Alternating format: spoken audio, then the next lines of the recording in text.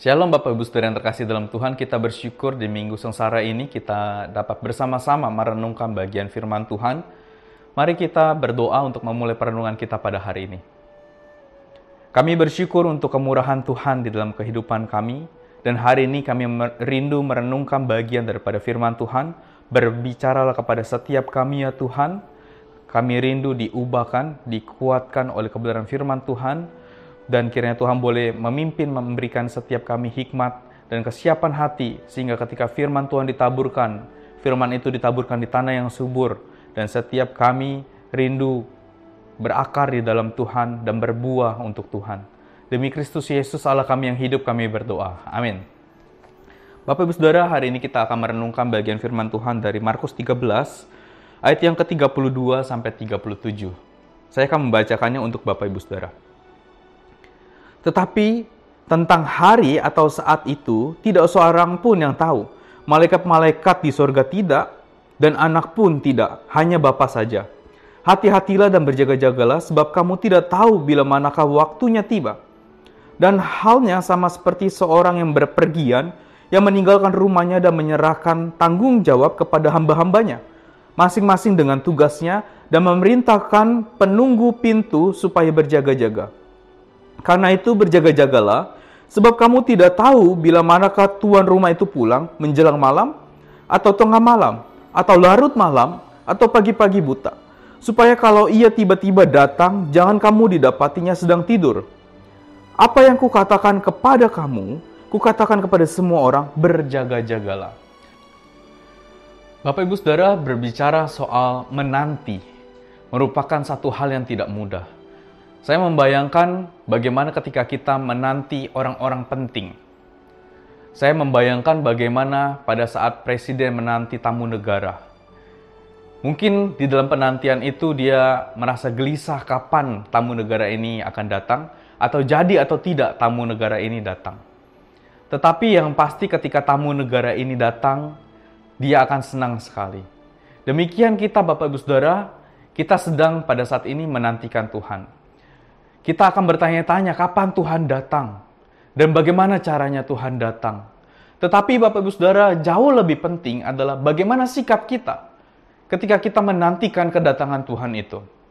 Nah, hari ini kita akan merenungkan bagian daripada firman Tuhan ini.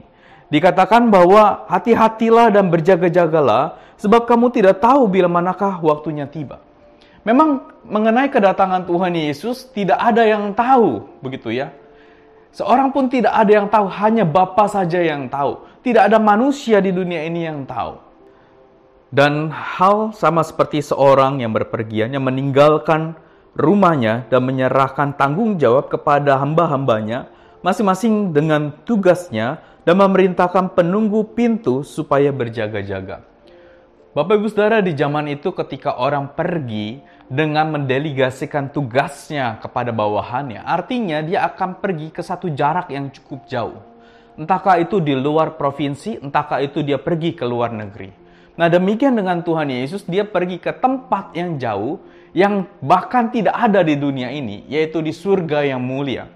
Karena itu dia mendelegasikan tugas kepada murid-murid, dan murid-murid perlu berjaga-jaga agar dia ketika menantikan Tuhan Yesus atau ketika Tuhan Yesus datang kembali ke dalam dunia, dia merupakan orang-orang yang siap untuk menyambut kedatangan Tuhan Yesus.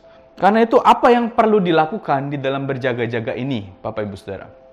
Nah, yang pertama dikatakan karena itu berjaga-jagalah, sebab kamu tidak tahu bila mana tuan rumah itu pulang menjelang malam atau tengah malam, atau larut malam, atau pagi-pagi buta. Yang pertama, Bapak Ibu Saudara, ketika kita berjaga-jaga, kita harus dengan satu hati yang siap dan tetap menantikan Tuhan Yesus kapanpun waktunya. Karena kita tidak tahu waktunya, dan mungkin bisa jadi kita mulai terlena. Lama-lama menunggu, kok Tuhan Yesus tidak datang, kok Tuhan Yesus tidak datang. Nah, di dalam konteks Romawi pada saat itu, mereka membagi pembagian waktu berjaga malam itu menjadi 4 bagian, Bapak Ibu Saudara. Kalau di dalam teks ini dikatakan menjelang malam, atau tengah malam, atau larut malam, atau pagi-pagi buta. Nah, semua penjaga yang ada di dalam waktu 4 penjagaan itu, mereka harus benar-benar di dalam kondisi yang terjaga. Mereka tidak boleh tidur. Mereka harus betul-betul mengawasi sekelilingnya. Takut-takut tuan rumah itu kembali, dan kalau didapati mereka tertidur, itu hukumannya sangat berat. Hukumannya sangat berat. Karena itu mereka itu tidak boleh tertidur, dan mereka itu harus punya satu penjagaan, satu kesadaran yang penuh untuk menjaga seluruh area itu. Nah, Bapak Ibu Saudara, memang waktu kedatangan Tuhan Yesus itu tidak ada yang tahu kapan waktunya. Bahkan Tuhan Yesus sendiri di dalam kemanusiaannya dia tidak tahu. Tetapi Allah Bapa tahu waktunya. Hanya Allah Bapa saja yang tahu. Nah, Tuhan Yesus tidak pernah memberikan satu petunjuk yang bersifat kuantitatif. Yang artinya bersifat angka tetap begitu ya. Tidak pernah. Misalnya tanggal 19 Maret misalnya, bulan apa? Atau tanggal 20 September tahun apa? Tidak pernah, Bapak Ibu Saudara. Tanda yang selalu diberikan Tuhan Yesus adalah tanda kualitatif.